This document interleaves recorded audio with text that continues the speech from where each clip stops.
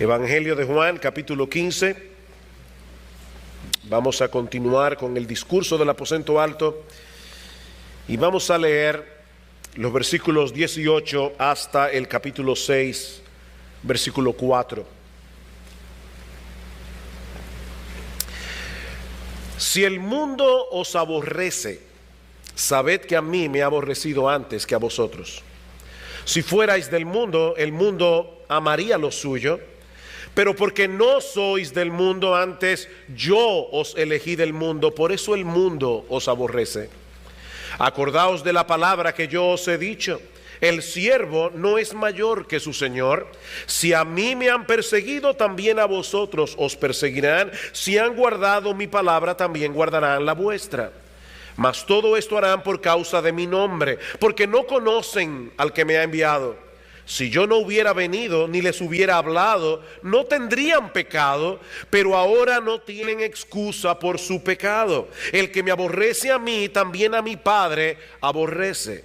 Si yo no hubiese hecho entre ellos obra que ningún otro ha hecho, no tendrían pecado, pero ahora han visto y han aborrecido a mí y a mi Padre. Pero esto es para que se cumpla la palabra que está escrita en su ley: sin causa me aborrecieron. Pero cuando venga el Consolador, a quien yo os enviaré del Padre, el Espíritu de verdad, el cual procede del Padre, Él dará testimonio acerca de mí. Y vosotros daréis testimonio también, porque habéis estado conmigo desde el principio. Estas cosas os he hablado para que no tengáis tropiezo. Os expulsarán de las sinagogas, y aún viene la hora cuando cualquiera que os mate pensará que rinde servicio a Dios, y harán esto porque no conocen al Padre ni a mí. Mas he dicho estas cosas para que cuando llegue la hora os acordéis de que ya os lo había dicho. La Reina Valera tiene un título en medio del versículo. Olvídense de ese título y sigamos leyendo. Esto no os lo dije al principio, porque yo estaba con vosotros. Si hay algo, hermanos, que distingue a nuestro Señor Jesucristo de muchos predicadores en el día de hoy, es que el Señor siempre fue claro al presentar lo que podríamos llamar los aspectos incómodos, los aspectos difíciles del cristianismo. Por ejemplo, al final del capítulo 9 del Evangelio de Lucas se narra la historia de 3 individuos que expresaron abiertamente su deseo de seguir a Jesús. Yo estoy seguro que si eso ocurriera hoy en muchas iglesias, los bautizarían de inmediato. Pero el Señor prefiere ponerle algunas trabas. Y dice Lucas que cuando uno de ellos le dijo: Señor, te seguiré a donde quiera que vayas. ¿Qué más podemos esperar? ¡Qué buen testimonio! Jesús le dijo: las zorras tienen guaridas y las aves de los cielos nidos, mas el Hijo del Hombre no tiene donde recostar su cabeza. En otras palabras, ¿tú estás seguro de que tú me quieres seguir a mí? Dijo a otro: sígueme. Él dijo: Señor, déjame que primero vaya y entierre a mi padre. Jesús le dijo: no deja que los muertos entierren a sus muertos, y tú ve y anuncia el reino de Dios. En otras palabras, déjame ponerte algo bien claro. Si tú decides seguirme a mí, tienes que ponerme a mí por encima de toda atadura familiar. ¿Tú estás seguro que tú quieres seguirme? Entonces también dijo otro: te seguiré, Señor, pero déjame que me despida primero de los que están en mi casa. Y Jesús le dijo: ninguno que poniendo su mano en el arado mira hacia atrás es apto para el reino de Dios. Definitivamente no parece que Jesús estuviera muy ansioso por conseguir seguidores, porque este no es el tipo de mensaje que atrae a la mayoría.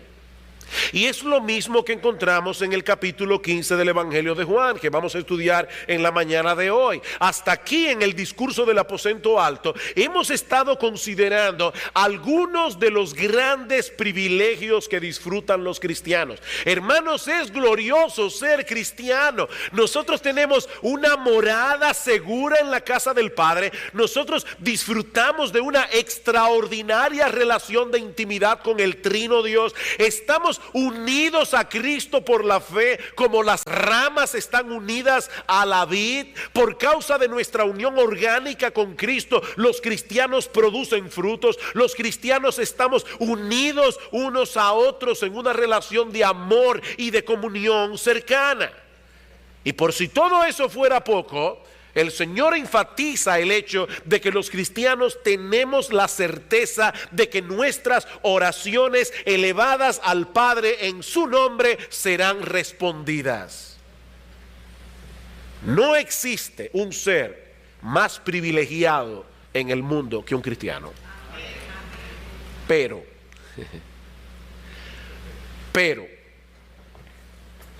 ahora el Señor quiere que consideremos con cuidado la otra cara de la moneda. Porque eso es verdad. Y seguirá siendo verdad cuando terminemos este mensaje. Pero lo cierto es, hermanos, que nosotros vivimos en un mundo hostil, en un mundo que odia, aborrece, persigue, rechaza a los cristianos por causa de nuestra unión con Cristo. Vean una vez más el versículo 18. Si el mundo os aborrece, sabed que a mí me ha aborrecido antes que a vosotros. Y cuidado, hermanos, no debemos leer ese sí condicional como si el Señor estuviera diciendo: supongamos por un momento que el mundo los aborrezca, porque existe la posibilidad de que eso ocurra. No, la forma como está escrito el pasaje da por sentado que el mundo nos aborrecerá. Y lo que el Señor quiere explicarnos es ¿por qué? Sí sabemos que en el mundo hay muchos hipócritas que dicen ser cristianos y no lo son. Personas que viven vidas inconsistentes con la fe que profesan creer, y no resulta extraño que atraigan sobre sí el aborrecimiento de las personas que los rodean. Pero no es ese el tipo de caso que Jesús está planteando en este pasaje. Los cristianos que el mundo aborrece son los mismos que él acaba de describir en el pasaje que estudiamos la semana pasada y las semanas anteriores acerca del pámpano que da fruto por el hecho de estar unido a la vid. Los cristianos que el mundo aborrece no son perfectos, pero manifiestan en cierto grado el carácter y la obra de Jesús, y sin embargo son aborrecidos. Ese aborrecimiento no siempre se manifiesta de la misma manera, no siempre se manifiesta en la misma intensidad. Puede ir desde la hostilidad abierta y agresiva hasta el menosprecio, la indiferencia, el aislamiento, pero siempre estará allí. Siempre estará allí, de un modo u otro. Cuando yo me convertí al Señor hace 37 años atrás, a punto de cumplir los 18, había en el barrio un amigo muy cercano. Y cuando digo muy cercano, muy cercano. Todos los días yo llegaba de la escuela y llamaba a mi amigo. Por 7 años íbamos juntos al tenis, íbamos juntos a fiestas, hacíamos todo juntos hasta que yo me convertí. Y yo recuerdo que una tarde estábamos sentados en la galería de mi casa y yo comencé a predicarle el evangelio. Allí mismo me detuvo en seco. Y a partir de ese momento nunca más lo volví a ver. Así de radical. Nunca más lo volví a ver. Por supuesto, hermanos, eso no es nada en comparación con lo que están sufriendo muchos de nuestros hermanos en otras partes del mundo. Pero eso es parte del aborrecimiento del que Jesús nos está hablando aquí.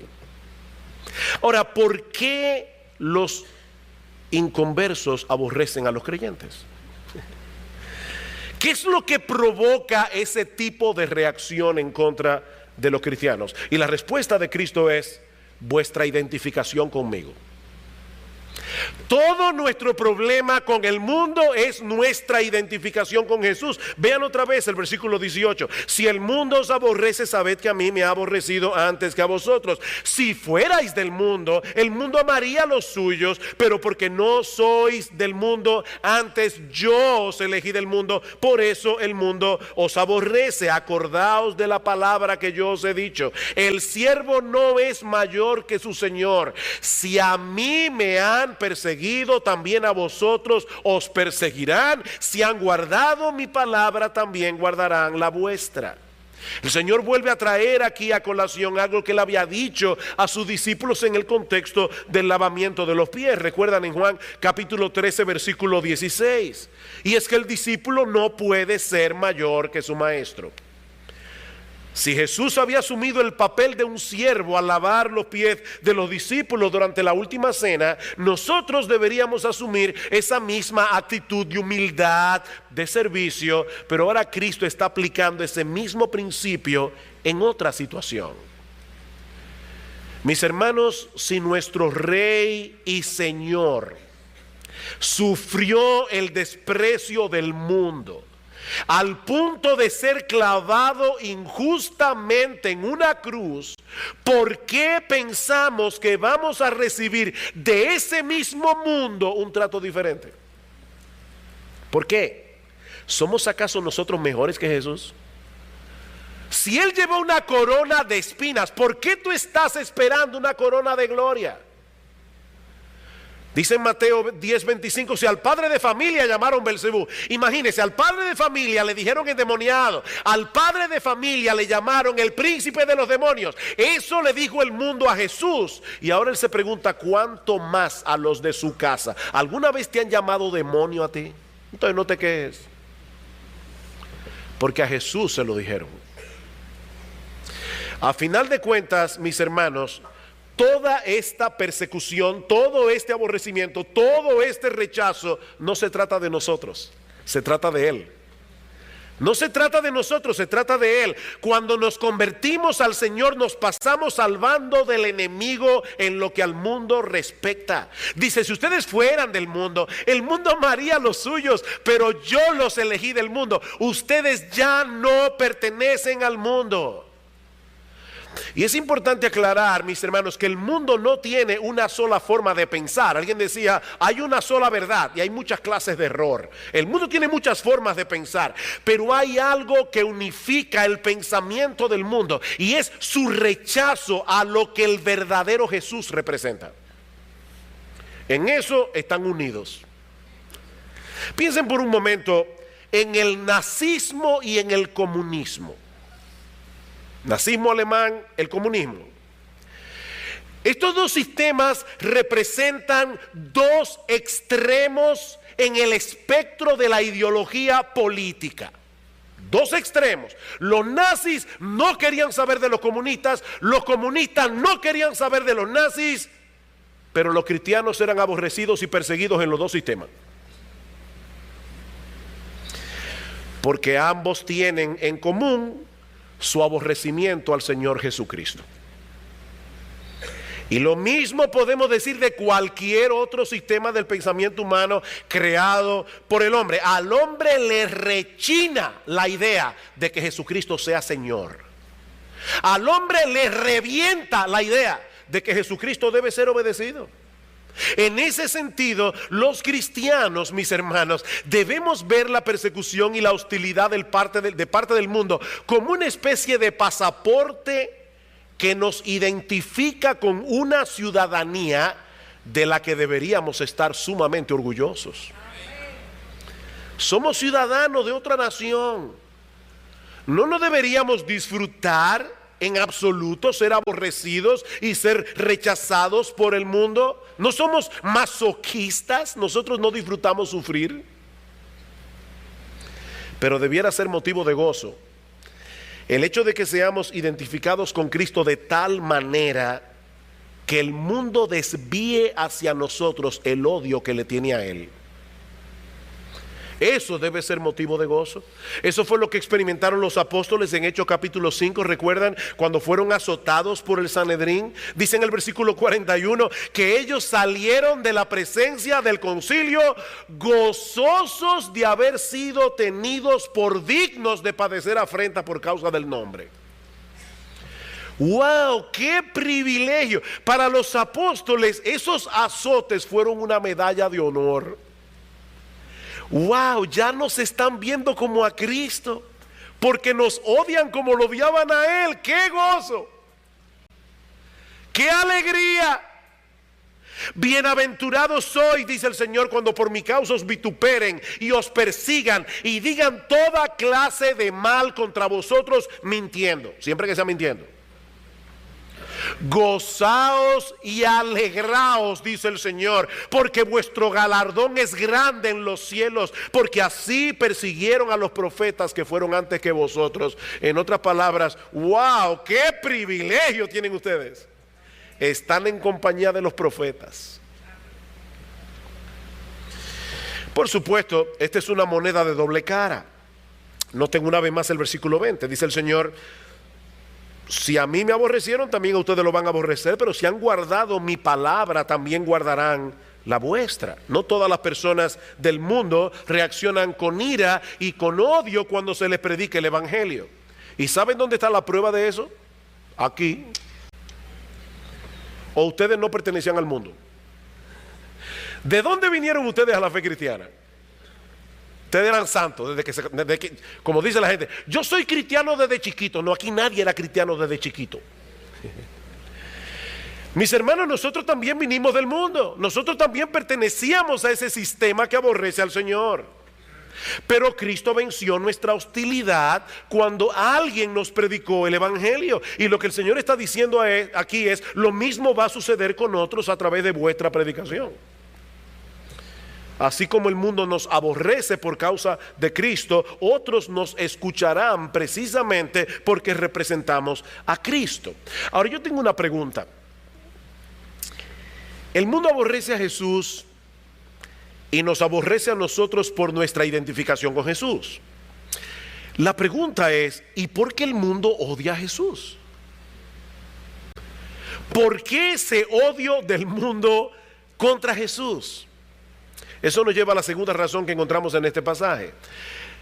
El mundo odia a Jesús porque Jesús expone su pecado. El mundo odia a Jesús porque Jesús expone su pecado. Noten el versículo 21. Mas todo esto harán por causa de mi nombre, porque no conocen al que me ha enviado. Si yo no hubiera venido ni les hubiera hablado, no tendrían pecado, pero ahora no tienen excusa por su pecado. Este pasaje puede dar la impresión de que Jesús está diciendo que si Él no hubiera venido al mundo a hablar la palabra de Dios, y si Él no hubiera hecho en el mundo los milagros que Él hizo, los hombres no serían culpables de pecado. Eso es lo que parece que el texto dice. Pero es obvio que eso no es lo que Él quiere decir, mis hermanos. Porque fue precisamente para salvar al hombre de sus pecados que Jesús vino al mundo. Así que el mundo era pecador antes de que Jesús viniera. No fue la venida de Jesús lo que hizo al mundo ser pecador, pero la venida de Cristo hace al hombre mucho más culpable de un pecado en particular. La venida de Cristo al mundo hace al hombre mucho más culpable de un pecado en particular, el pecado de no conocer a Dios el Padre, a pesar de haber tenido una revelación tan espectacular a través de Jesús. ¿Cuál es el pecado? El pecado de seguir rechazando a Dios el Padre, de no conocer a Dios el Padre, a pesar de haber tenido en Jesús una revelación tan espectacular. El hecho de que el mundo no conoce a Dios es un pecado. El hecho de que el mundo no conoce a Dios es un pecado. ¿Saben por qué? Porque Dios se ha revelado al hombre en una forma muy clara y contundente, pero el hombre ha decidido rechazar pecaminosamente esa revelación. Es a eso que se refiere Pablo cuando dice en Romanos capítulo 1 versículo 18 que la ira de Dios se revela desde el cielo contra toda impiedad e injusticia de los hombres que detienen con injusticia la verdad. ¿Cuál verdad? Dice Pablo, porque lo que de Dios se conoce les es manifiesto. Dios se lo manifestó. Su eterno poder, su deidad, se hacen claramente visibles por medio de las cosas hechas, de modo que no tienen excusa. El hombre no tiene excusa. Hay personas que tal vez nos visitan en la mañana de hoy por primera vez. Tal vez tú nunca has estado en este edificio. Yo estoy completamente seguro que si yo te dijera en esta mañana, mira, tú no lo sabes, pero tú estás hoy sentado en una de las grandes maravillas de la creación. Porque aquí donde tú ves este edificio, nadie lo hizo. Este edificio se hizo solo. A través de millones y millones y millones de años, la lluvia, el viento, terremotos fueron moviendo los materiales. Increíblemente apareció este edificio así, con micrófono y todo. Si una persona me creyera, o está mal de la cabeza o es muy bruta. Este universo es mucho más complejo que este edificio. Pero el hombre en su necedad dice que se hizo solo. Muchas veces las personas se escudan en su ignorancia para evadir su responsabilidad. ¿Han oído eso? Sobre todo llega el inspector de impuestos sobre la renta y dice, ay, pero yo no sabía que eso pagaba impuestos. El problema es que hay ocasiones en que alegar ignorancia nos hace más culpables. Por ejemplo, no es un pecado, gracias al Señor, no es un pecado que muchos de nosotros no podemos explicar la teoría de la relatividad de Einstein. Digo, si no sé, no voy a pedirle que levanten la mano, yo no sé cuántos aquí pudieran explicar esa teoría. Pero si tú no puedes, no te preocupes, eso no es un pecado. Ahora, imagínense que un individuo va manejando en una autopista cuyo límite de velocidad es 100 kilómetros por hora. Y él decide no mirar a propósito los letreros para poder manejar a 140 con una limpia conciencia. Por supuesto, lo detiene el policía de tránsito. ¿Ustedes creen que ese policía lo va a dejar libre bajo el alegato de que él ignoraba el límite de velocidad? No, porque si él iba manejando por la autopista, él debió poner atención a las señales que indicaban el límite de velocidad. Bueno, lo que Pablo está diciendo en Romanos capítulo 1 es que ese es el problema del hombre con la justicia de Dios. Las señales de la existencia de Dios fueron colocadas en todo el universo que Él creó para revelar su gloria, para dejar al hombre sin excusa, dice Pablo. Pero ahora vino Cristo al mundo y trajo una luz mucho más brillante todavía. Y esa venida de Cristo al mundo hace más inexcusable el pecado del hombre de no conocer a Dios.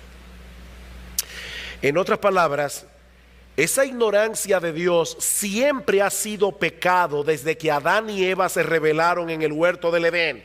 Pero después de la venida de Cristo, que es la perfecta revelación de Dios, la culpabilidad humana aumenta porque nunca antes el mundo había decidido pasar por alto una luz tan brillante.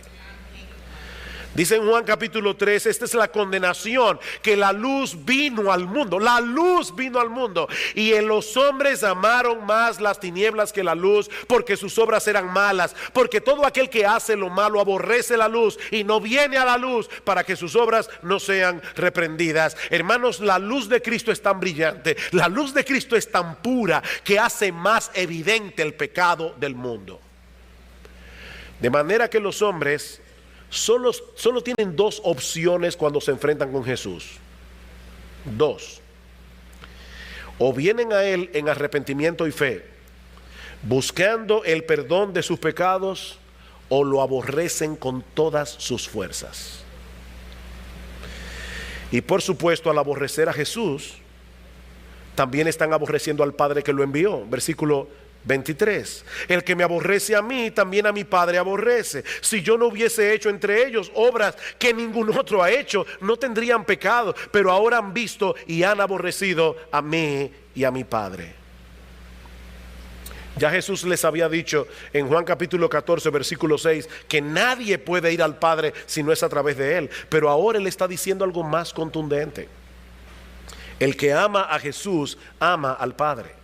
El que aborrece a Jesús aborrece al Padre también. Los líderes religiosos en el tiempo del Señor pretendían conocer a Dios.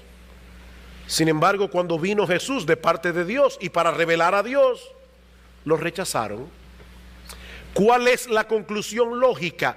Que en realidad no conocían a Dios.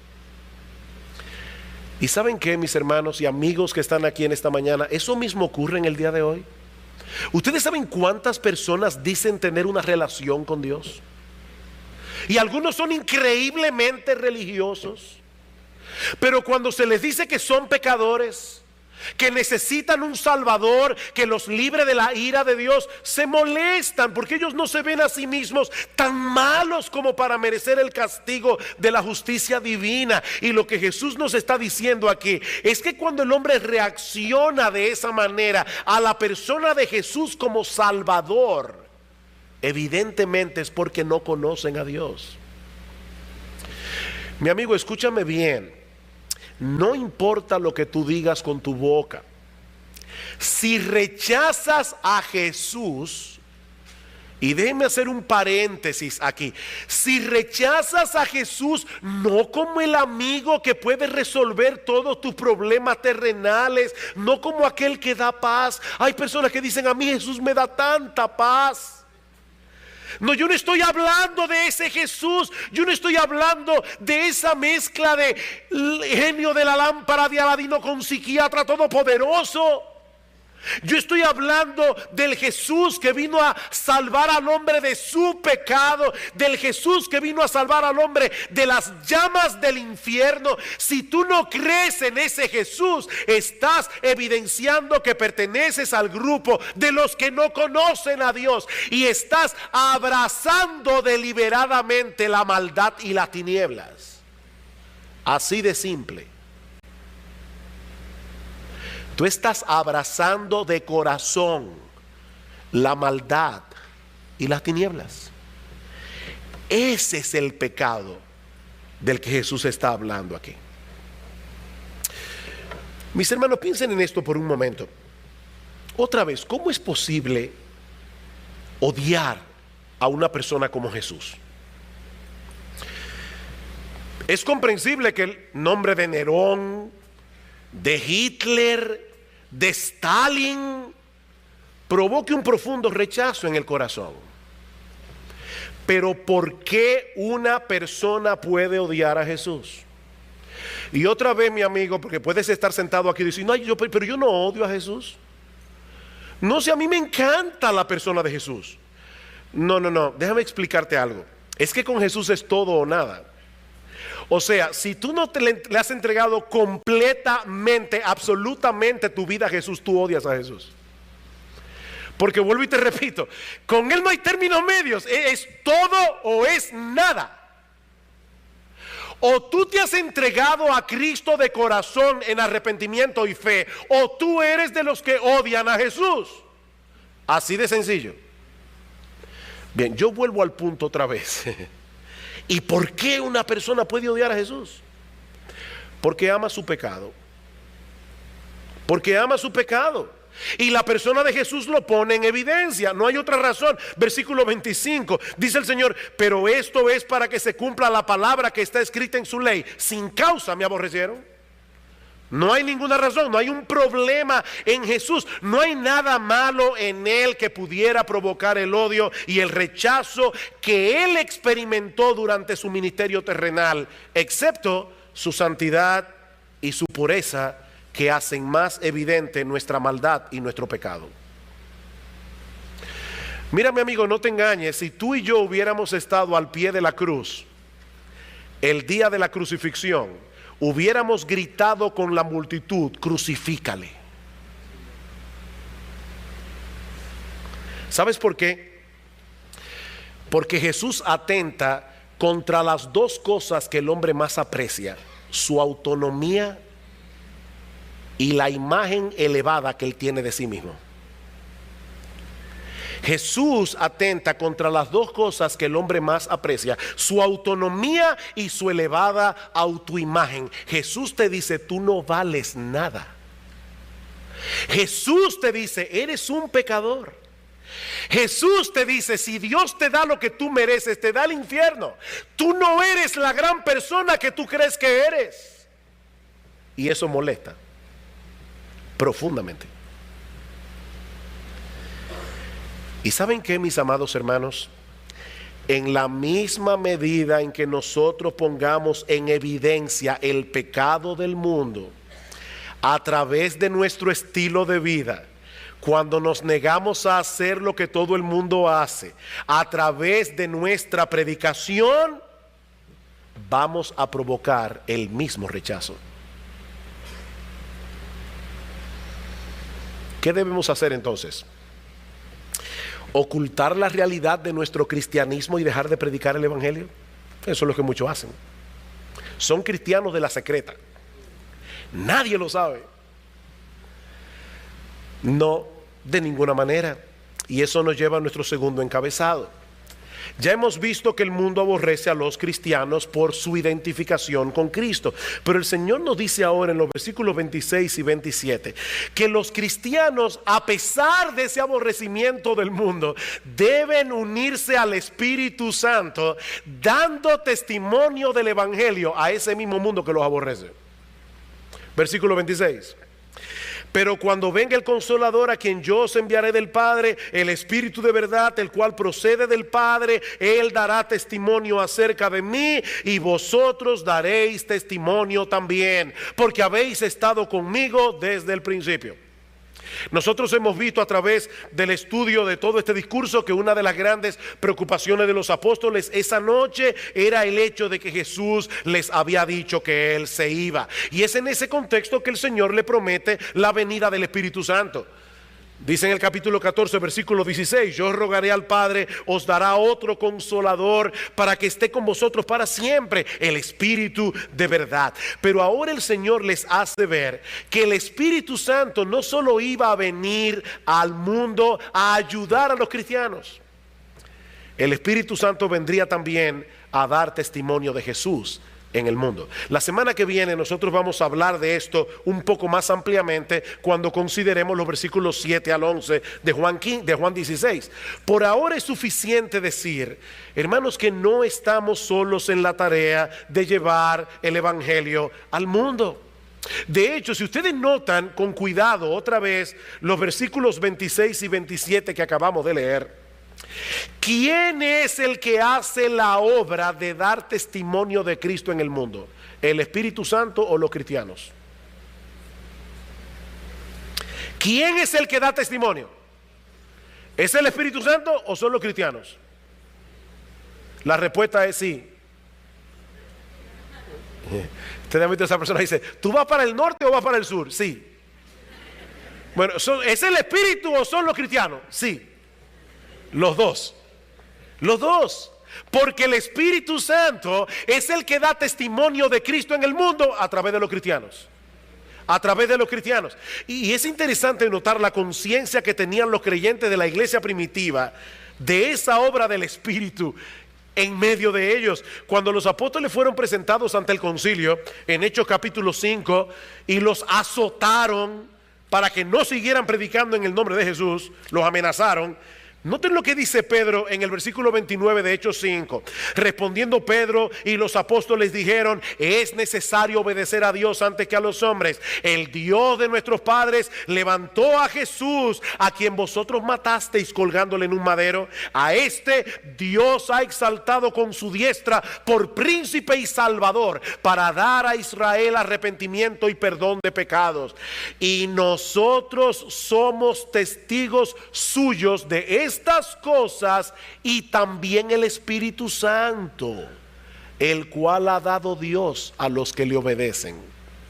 Nosotros somos testigos de estas cosas, pero también el Espíritu Santo. De hecho, cuando Esteban estaba cuando iba a ser apedreado, dice en Hechos capítulo 6 versículo 10 que ellos no podían resistir a la sabiduría y al espíritu con que hablaba.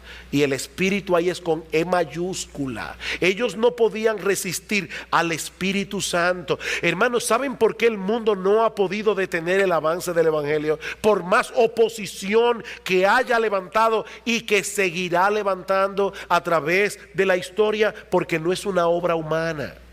No es una obra humana, mis hermanos. Eso es un misterio, pero es un tremendo aliento saber que cuando nosotros llevamos el evangelio, el Espíritu Santo está ahí, haciendo una obra, infundiéndonos amor por los perdidos, valor para predicar el evangelio, dándonos mansedumbre en medio de la provocación, trayendo a nuestras mentes las verdades de la palabra de Dios y un montón de cosas más. Y mientras Él está haciendo todo eso en nosotros, al mismo tiempo el Espíritu está obrando en las mentes y corazones de los que escuchan, dándoles convicción de pecado, abriéndoles los ojos, sembrando la palabra, ablandando sus corazones, dándoles nueva vida. Nosotros no sabemos que todo eso está sucediendo, pero Él está ahí, hermanos. Él está ahí haciendo una obra. Pero una vez más, el Señor no quiere darnos una impresión equivocada. Ese testimonio que los creyentes darán ante el mundo provocará en ocasiones una reacción extremadamente violenta y hostil. Capítulo 16 de Juan 15. Estas cosas os he hablado para que no tengáis tropiezo. Os expulsarán de las sinagogas, y aún viene la hora cuando cualquiera que os mate pensará que rinde servicio a Dios, y harán esto porque no conocen al Padre ni a mí. Mas he dicho estas cosas para que cuando llegue la hora os acordáis de que ya os lo había dicho. Esto no os lo dije al principio porque yo estaba con vosotros. Hay tres cosas aquí a la que deseo llamar vuestra atención. La primera es que el aborrecimiento del mundo hacia los creyentes, hermanos, puede llegar a niveles de mucha crueldad. El aborrecimiento del mundo hacia los creyentes puede llegar a niveles de mucha crueldad. Os expulsarán de las sinagogas, y aún viene la hora cuando cualquiera que os mate pensará que le rinde un servicio a Dios. Para nosotros que vivimos en Occidente puede darnos la impresión de que ese tipo de reacción contra los cristianos es cosa del pasado. Pero mis hermanos, eso no es así. Muchos expertos en misiones tienen la convicción de que durante el siglo XX y lo que vamos del siglo XXI ha habido más martirios de cristianos que en todos los siglos juntos que nos han precedido. Aún en la época del Imperio Romano, las persecuciones contra los cristianos eran focalizadas la mayoría de las veces. Eran lugares muy específicos. Y de hecho, a veces nosotros leemos acerca de las persecuciones del Imperio Romano y pensamos que todos los cristianos eran perseguidos. No, la mayoría de las veces eran los líderes a los que perseguían. Eran muy focalizadas. Pero hermanos, hay lugares en el día de hoy en que por años los creyentes han estado pagando un precio sumamente alto por causa de su fe. Las últimas estadísticas que estuve leyendo la semana pasada nos dicen que en los países musulmanes radicales asesinan a un cristiano cada 5 minutos. En la purga de Mao murieron 12 millones de personas. Y muchos de ellos murieron por ser cristianos. Quiere el Señor que nosotros nunca tengamos que experimentar una persecución como esa. Pero hermanos, no olvidemos que el mundo en que nosotros vivimos aquí en Occidente no es menos malo ni menos peligroso que el mundo en el que ellos viven. Es el mismo mundo. De hecho, yo me pregunto si nosotros que vivimos en Occidente no estaremos en una situación mucho más peligrosa que la de ellos, espiritualmente hablando. ¿Por qué? Porque para esos cristianos es evidente que el mundo no es su amigo. Para esos cristianos es evidente que están en un lugar peligroso. Ellos saben que el mundo no es su lugar de residencia permanente. Pero hermanos, nosotros que vivimos en una situación tan relativamente cómoda, fácilmente podemos ser confundidos, pensando que el mundo sí puede llegar a ser nuestro hogar después de todo. Debemos orar fervientemente por nuestros hermanos perseguidos. Debemos orar para que el Señor los consuele. Debemos orar para que el Señor los fortalezca en medio de sus tribulaciones. Aún debemos pedir, Señor, que cesen las persecuciones en algunos lugares. Pero hermanos, debemos orar por nosotros mismos, para que el Señor nos ayude a mantener una conciencia de peregrinos en medio de la situación en que vivimos, porque sea a través de la violencia física o sea a través de la mundanalidad, lo que el mundo persigue es que seamos infieles al Señor y que seamos ineficaces en la expansión de su reino. A uno los amenaza con un garrote y a otro los seduce con la diversión, con las riquezas, con la fama. Pero es el mismo mundo, hermanos, y es el mismo diablo.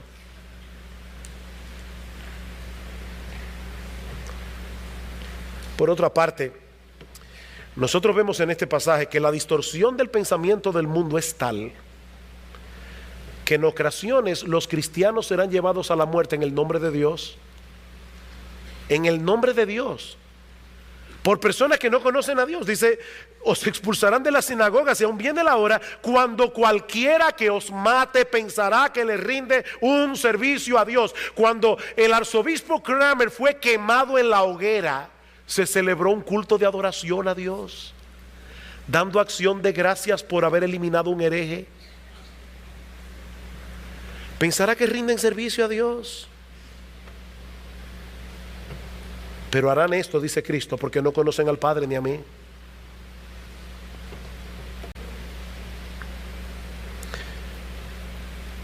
Durante el tiempo de Jesús y los apóstoles, la persecución la levantaron los líderes religiosos de Israel. ¿Recuerdan el testimonio de Pablo? En Hechos capítulo 26 dice que él había llegado a pensar, oigan esto, Pablo había llegado a pensar que era su deber hacer muchas cosas contra el nombre de Jesús de Nazaret, incluyendo encarcelar a los cristianos, forzarlos a blasfemar. Y dice en el versículo 10, y cuando los mataron, yo di mi voto. Ese era Pablo, el gran apóstol Pablo. Yo creía que era mi deber atacar a los cristianos en el nombre de Dios. Los mataba para la gloria de Dios. Ocurrió durante la Edad Media con la famosa Santa Inquisición de la Iglesia Católica Romana. Está ocurriendo en el día de hoy en esos países musulmanes radicales de los que hablábamos hace un momento. En otras palabras, hermanos, la iglesia no había nacido todavía cuando Jesús dijo eso, pero el Señor sabía que la iglesia iba a tener un impacto tal en el mundo que iba a levantar una terrible oposición. Él ya lo sabía. Por otra parte, también debemos notar en este texto que el Señor no nos dice estas cosas para asustarnos. No. El Señor no nos dice estas cosas para asustarnos. Él nos dice estas cosas para que mantengamos nuestra firmeza, aún en el contexto de la peor hostilidad. Dice en el versículo 1, estas cosas os he hablado para que no tengáis tropiezo. Y en el versículo 4, mas os he dicho estas cosas para que cuando llegue la hora os acordéis de que ya os lo había dicho. Esto no os lo dije al principio porque yo estaba con vosotros. ¿Qué es lo que el Señor está diciendo ahí? Que mientras Jesús estaba en la tierra, durante su ministerio terrenal, todo el odio del mundo se volcó hacia Jesús, no hacia los apóstoles. Pero ahora Jesús les dice, ya yo me voy. Ahora todo ese odio que el mundo me tenía a mí, lo van a volcar contra ustedes. Yo no les dije esto al principio, dice Jesús, porque no era necesario. Además, yo estaba aquí para consolarlos. Pero sepan ahora que todo el aborrecimiento del mundo se va a volcar contra ustedes por seguirme a mí. Él sabía que los discípulos iban a ser el blanco de ataque directo del mundo, y el Señor se los advierte para que no los tome desprevenidos y eso fuera un tropiezo para su fe. En la parábola del sembrador, el Señor dice que algunos oyentes de la palabra son como un terreno superficial en el que cae la semilla. Al momento la reciben con gozo. Hay personas que vienen a la iglesia y dicen, ay, qué lindo el evangelio. Eso es lo que yo estaba buscando toda mi vida. Yo quiero ser cristiano. Pero no tienen raíz en sí, sino que son de corta duración, porque cuando viene la tribulación o la persecución por causa de la palabra, luego tropiezan. Muchos llegan con entusiasmo al evangelio, pero no han calculado el costo de seguir a Cristo, y la mayoría termina apostatando de la fe. Mi amigo, déjame decirte algo, la salvación es un regalo de gracia. ¿Sabes lo que eso significa? Que a ti no te va a costar nada. Cristo pagó el precio. Como hemos dicho muchas veces, la salvación es por obras, pero es por la obra de Él, no por la tuya. Él ya hizo todo lo que era necesario para que nosotros podamos ser salvos. La salvación es gratis. Pero el que quiera seguir a Cristo tiene que entender que ese camino pasa primero por la cruz antes de llegar a la gloria. La salvación es gratis, pero el camino que lleva al cielo pasa primero por la cruz. Y a pesar de eso, sigue siendo el mejor camino por donde podemos transitar. A pesar de eso, miren, hermanos, si nosotros leemos esta porción del evangelio aislándola de su contexto, podemos llegar a la conclusión equivocada de que se trata de un pasaje muy deprimente. Pero no podemos olvidar que ese aborrecimiento del mundo es el resultado de tener una relación de intimidad con nuestro bendito Señor y Salvador Jesucristo. ¿Y saben qué? A final de cuentas, eso lo vale todo. Todo. Escuchen cómo concluye este discurso del aposento alto. Juan 16:33. Estas cosas os he hablado para que en mí tengáis paz. En el mundo tendréis aflicción, pero confiad, yo he vencido al mundo. Yo he vencido al mundo. Esa es la otra cara de la moneda. Nosotros vamos detrás de un Salvador que murió, que fue crucificado en una cruz, pero vamos detrás de un Salvador que resucitó de los muertos al tercer día, ascendió a los cielos, está sentado a la diestra de Dios, esperando hasta que todos sus enemigos sean puestos por estrado de sus pies.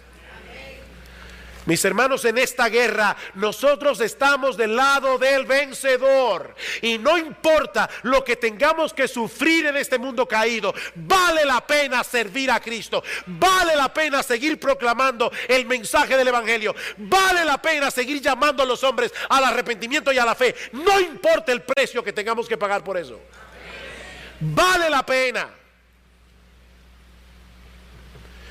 Cuando estemos en la presencia del Señor y veamos las cosas desde la perspectiva de la eternidad, nos vamos a dar cuenta que mucho de lo que la gente llamaba una vida exitosa fue una pérdida de tiempo.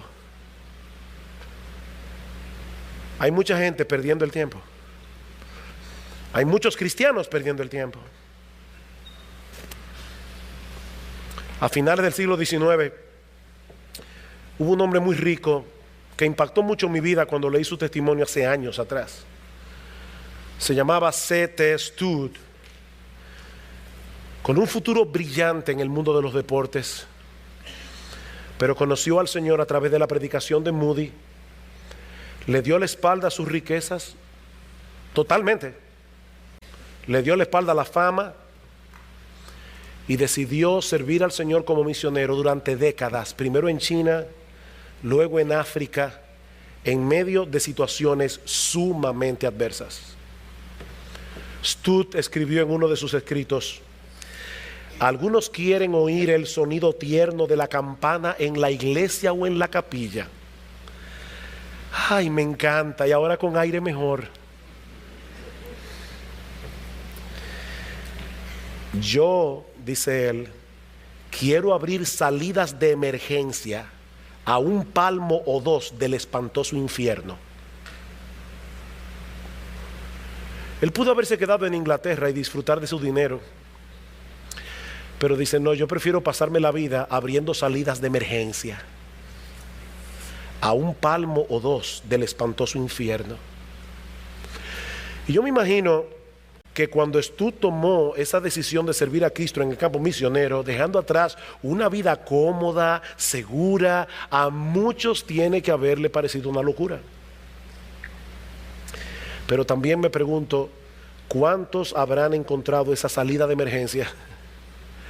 Porque hubo un hombre que tomó la decisión correcta sin importarle el costo. Queridos hermanos, ¿saben cuál es la gran lección de este pasaje? Que Jesucristo es glorioso. La gran lección de este pasaje es que Jesucristo es tan glorioso, que vale la pena vivir por Él y aún hasta morir por Él.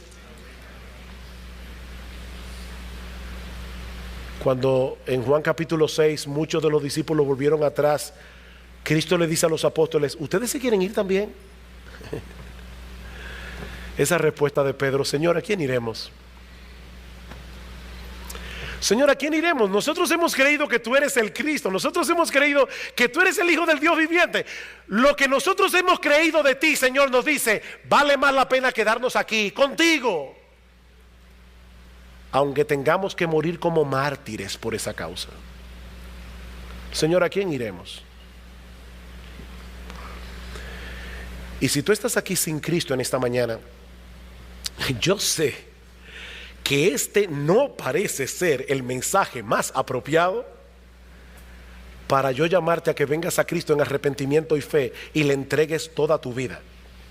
Porque ya yo te estoy diciendo de antemano, óyeme bien, vas a sufrir. Te estoy diciendo de antemano, vas a tener que pagar el precio de seguir a Jesucristo. Pero yo voy a confiar en la obra del Espíritu Santo, esperando que Él abra tus ojos para que te haga ver en esta mañana que de nada le sirve a un hombre ganar el mundo entero y perder su alma.